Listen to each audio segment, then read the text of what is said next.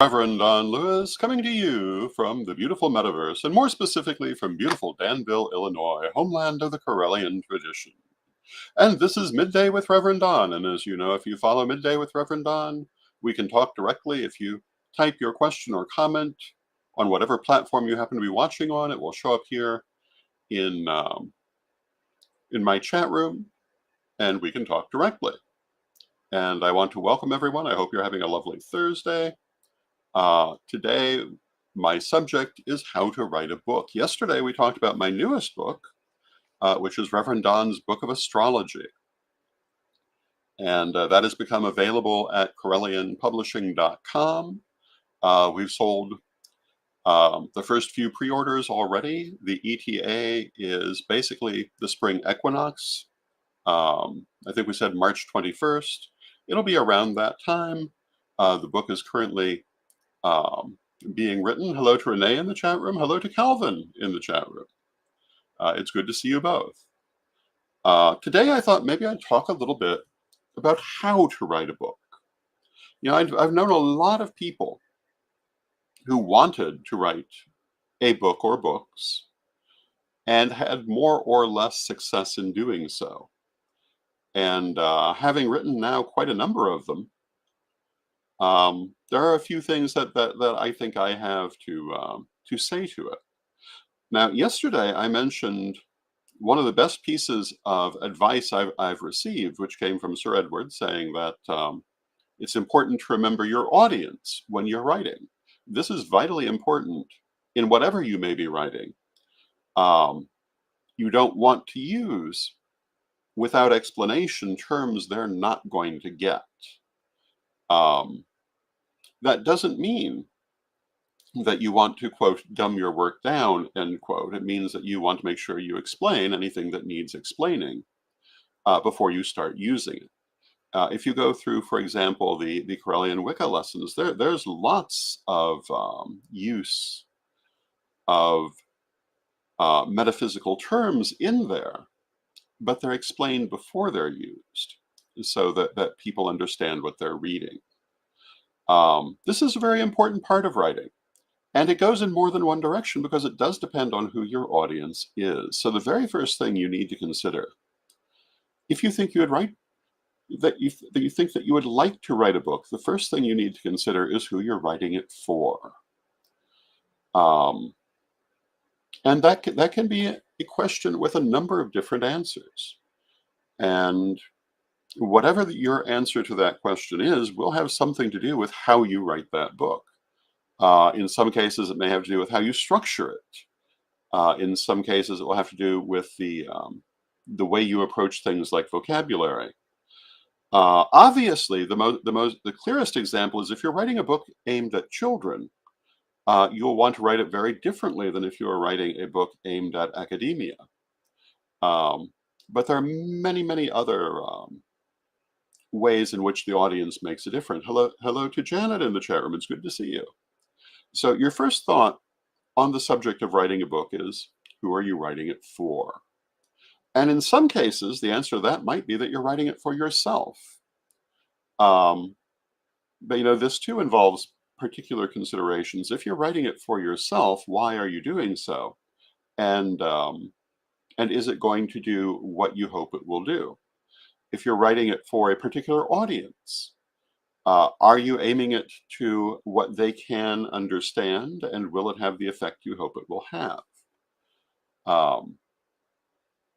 There's not a lot of point in writing a book that no one's going to read. There's not a lot of point in writing a book if people aren't going to understand it. There's a limited point in writing a book that you think people will not accept. But sometimes, even if you know people aren't going to accept a certain point of view, it may still need to be said. So I'm not going to consider that a disqualifying situation, but it is something you may wish to consider. And hello to Eve in the chat room. It's good to see you, Eve. These are all some of the things that you want to consider in writing your book. Another piece of advice that Sir Edward once gave me that was also one of the most important pieces of advice I've ever received is that it's not a book until the last page is finished. And if you have half a book sitting somewhere, you have not written a book. You've written half a book. Um, Finishing the project is vitally important. If you don't finish it, why did you even start it? It's very important to be prepared to finish it out till the end. And it's not uncommon when writing a book that you're going to come to a point that it becomes a little more difficult than it was when you started, and you have to continue going. Um, you can take a little time aside, but you must come back to it if you wish for it to come into existence. I can't think of much sadder than having a half dozen unfinished books at the end of one's life that will never see the light of day. Now, there are, of course, famous authors who left unfinished books that someone else finished for them that did see the light of day. But that's rather uncommon when all is said and done. And plus, who knows if the finished version is what they really would have wanted it to be. Um, and sometimes, if you are already an accomplished author and you leave an unfinished work, it can become a legend in its own right, like the Mystery of Edwin Drood, um, which has given rise to all sorts of creativity after the death of its author. But generally speaking, unfinished manuscripts just get thrown out somewhere. So you want to have that resolve when you start the first page that you are going to finish the last page. Though it may be that you may change drastically what you intend during that period. I have written, well, I should say I've published one novel during my lifetime. I've actually written two, and the second one was published. And about halfway through, I basically threw out the manuscript and started over again, and much preferred the second version. But I finished it. To be honest, I could probably use another rewrite because novels have not really been my thing, but I wrote it and I published it. Again, finishing the last page is the most important page in the work because it's easy to do the first page. It takes a lot of more effort to get to the last page. Another very important consideration is how are you going to publish it? Are you planning to send it to a publishing house? Or are you planning to self-publish? Today, self-publishing is very easy and has drastically changed the literary landscape. And I believe I've heard it said that of most books published in the United States, most sell less than 1,000 copies. It's rare books that do better than that. So understand that when you begin. Understand that even if you go to a publishing house, you're still going to have to promote the book yourself. Unless it's one of the really major publishing houses and you're relatively well established. If you watched things like Murder, She Wrote years ago and watched the publishing house promoting Jessica Fletcher's books, it's because she'd had so many well-selling books before that they were willing to do that, and because she had a major publisher. Most publishers not only won't do that, they can't. They don't have the budget for it. What a publishing house can do, which is less important now than it was, is get you out in a wider distribution. But if you have a means to publicize your own books, you don't really need that. And that's about the only thing they're going to do. They will provide you with editors. But now in the age of AI, you can get an AI editor very easily who will do just as well, for the most part, as anything but a truly expert human editor. Now, if you're lucky enough to have an expert human editor, they can advise you on things like style and so forth. But I think that this is a position which is largely becoming part of the past. So these are all the things that you have to consider from a practical point of view before you even start writing a book. Other things you need to consider: do you have anything to say? Why do you want to write a book? I was saying, I believe just yesterday, that I had made a vow to myself that I would never write a book unless I had something original to say. I wasn't just going to be a clone of other books out there. And I've tried to stick with that, and I think that I have. Um, Part of that is because I've read so many books, and I know that the ones that I like are the ones that have something original to say. And part of it is just that I know how much time goes into writing a book. And if you don't have something original to say, it's an awful lot of time to spend. And so for me, having something original to say is very important. Sometimes there may be a particular point that I feel needs to be made um, that can only really be answered in that sort of longer format. You may have other reasons that you would like to write a book, but you should be clear on what they are. Um, One reason that has been effective with me is people asking me to write more books. I've found people enjoy my writing and want more of it.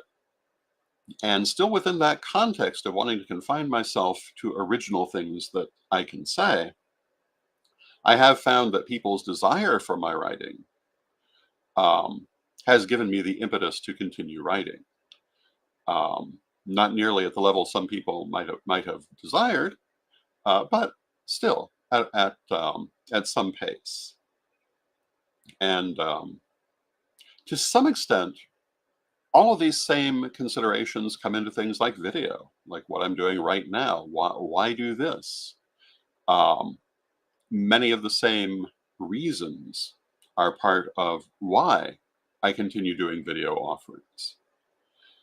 Um, I think that it's always important to bring an originality to what you are doing, to bring good and useful information. And, sometimes that original thing to say isn't entirely original, but it's good and useful information that might not be readily available. And that, too, in its own way, is an original message to be given. When I look back on Reverend Don's vlog that I did for a solid decade, many of the subjects that I spoke on were perfectly typical metaphysical subjects, but they were questions that people were not finding their answers to. And I tried to get those answers for them, and I tried to get them in impartial ways. One of the things that I considered very important about the vlog was that one, I would answer almost any question, even ones that some people would have dismissed as foolish. And I tried to take the attitude that there were no foolish questions, and I tried to answer them either not only from my own viewpoint, but from as many viewpoints as I could speak to. Or if I found I did need to answer it more from my own viewpoint, I made that very clear. Um, but I was very proud of the offering of the vlog, and the vlog is now available in book form as well, Reverend Don's Books of Questions. Currently 3 out of 4 volumes have been published. And they deal with the questions from the vlog because, again, it was something original to say in the form of a book. And good information to be imparting. Now, let us say that you've answered your question why you want to write a book. You've answered your question who your audience is. You have an idea of how you're going to publish it. How do you actually set about doing it? And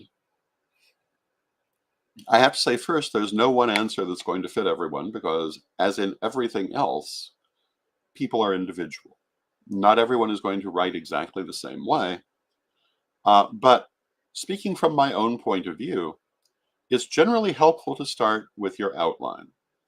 Even if you're not certain that you're going to follow the exact outline you start with, it's a good place to start and to work out the points that you want to hit before you've actually started writing. So, for example, with the recent Book of the Dead, I created my outline before I ever started writing the book. And that outline had the major headings of different subjects and also the different points within those subjects I really wanted to touch on. When I started writing, many other things came out that expanded on that outline. But the fact that it was there gave me the focus to write it relatively quickly. So I highly recommend starting with the outline. Now, in the case of my novel, Death at the Horizon of Joy, I started with an outline there as well.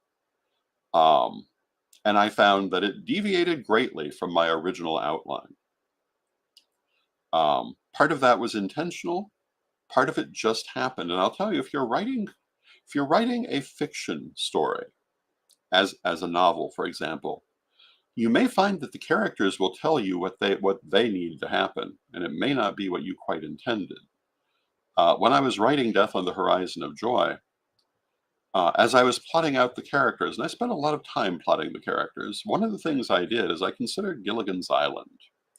And as you undoubtedly know, Gilligan's Island was based on the seven deadly sins of Christian mythology. And each of the seven castaways represented one of those um, behaviors. The skipper was wrath, Gilligan was sloth, Ginger was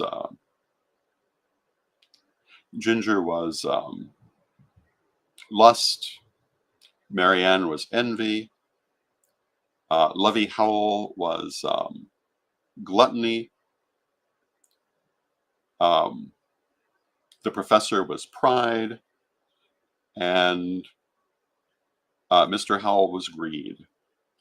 And if you look at their characters, you can see that very clearly. Notwithstanding that they became very sympathetic characters despite their flaws. But it was an interesting way of organizing their characteristics. So I applied that also to the characters I was developing. And then I wrote them. And I found that they took very different directions than what I had intended, and came out very differently than I had intended. But it did help me to organize my thoughts.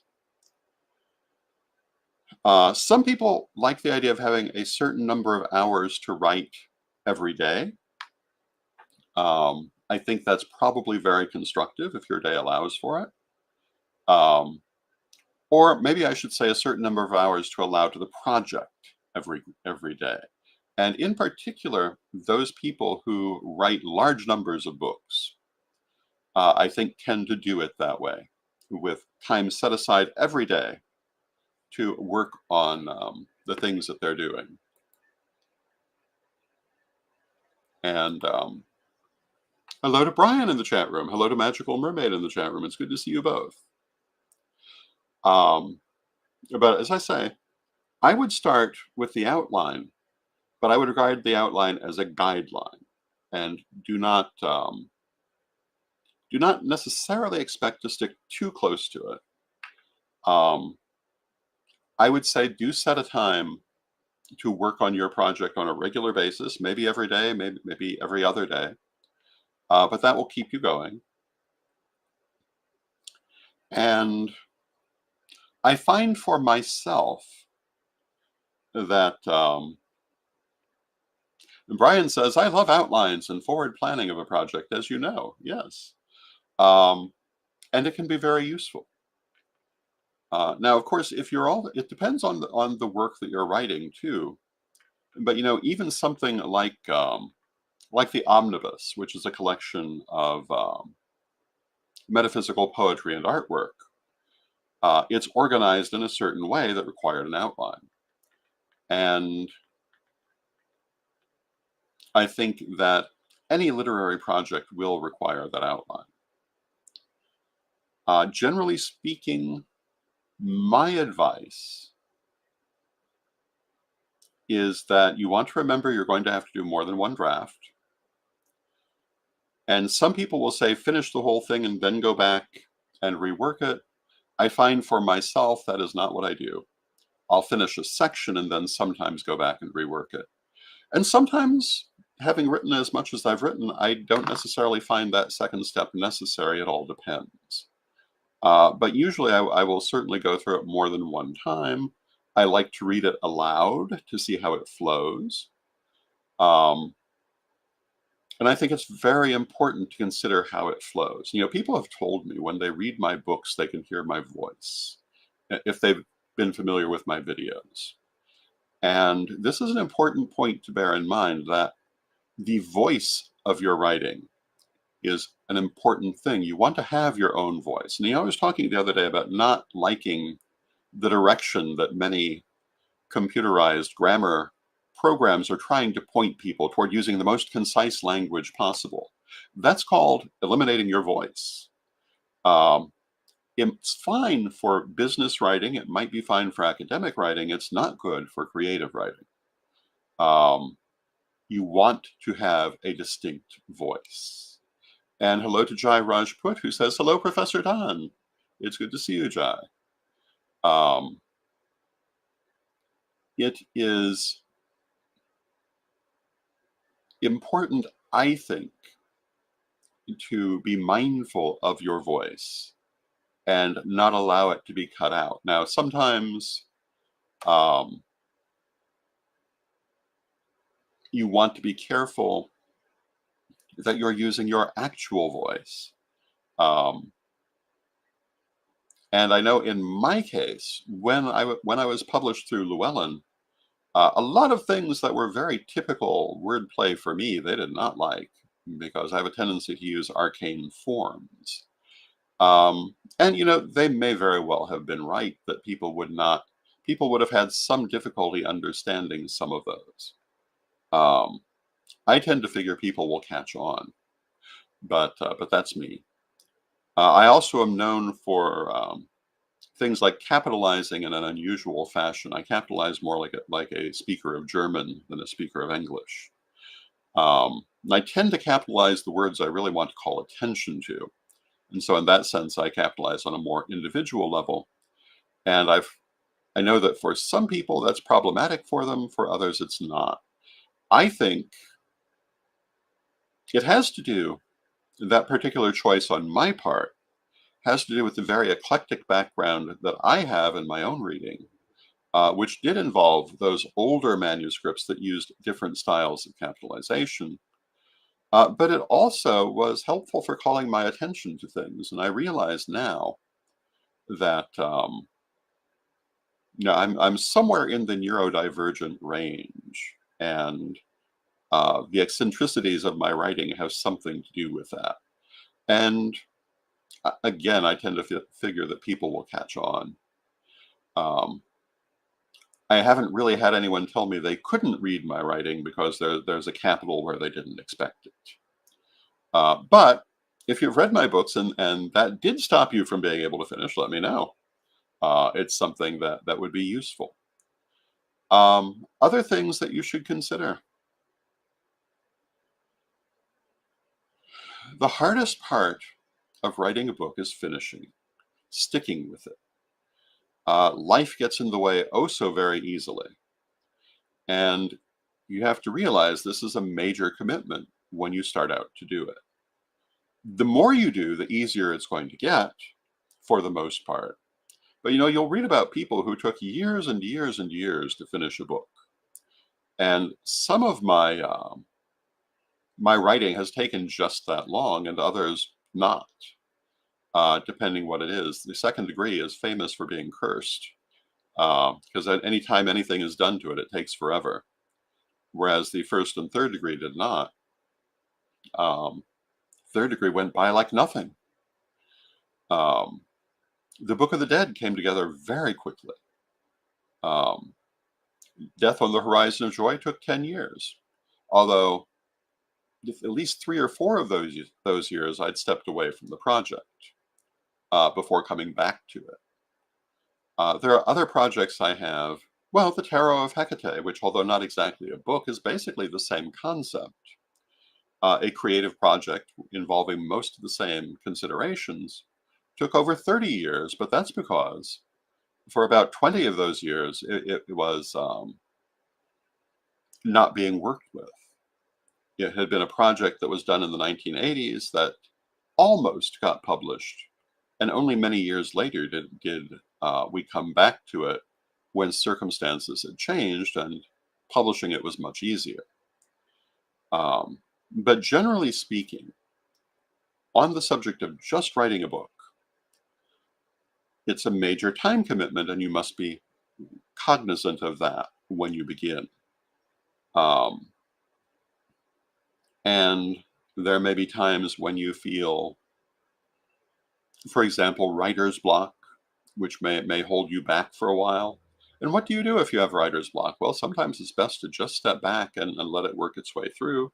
Or you might want to use techniques of shadow work to work on it.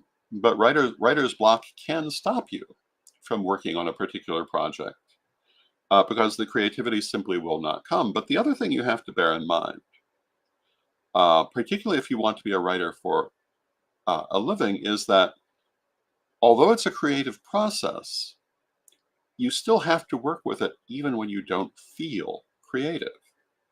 It's also a technical process. And maybe you can't do the creative part on a certain day. You work on the technical parts on that day. But the primary point is to finish the project. Um, for some people, I think, now I was talking about the fact that I tend to revise as I go. I think others do better to finish the first draft entirely and then revise it, so that they will have something finished that they can feel strong about. Knowing at this point that I'm going to finish it, I can take the time to revise it as I write it. As I say, I've always had the habit of reading aloud what I've written to make sure it flows. Um, this is especially true, but not exclusively true, in things like the mini spells that show up in the omnibus, in Death on the Horizon of Joy, um, etc., where I really wanted to have the cadence of spoken language. But even in the more technical things I've written, I want to make sure that the wording and the phraseology is mellifluous and flows easily from the page into the brain. And um, I think that's very important. However, it's also important to remember that your individual style may be very different from mine. And if you look at all the great authors of humanity, they come in all kinds of different styles. Um, so far be it for me to say that one is the only desirable one. So these are my basic pieces of advice on writing a book. And I hope you found them helpful. And thank you all for joining me. I loved spending this time with you. I love talking with you. I love all of you. And I see that we've come to the end of our half hour, so I will see you tomorrow. And let us close with our prayer, as we always do.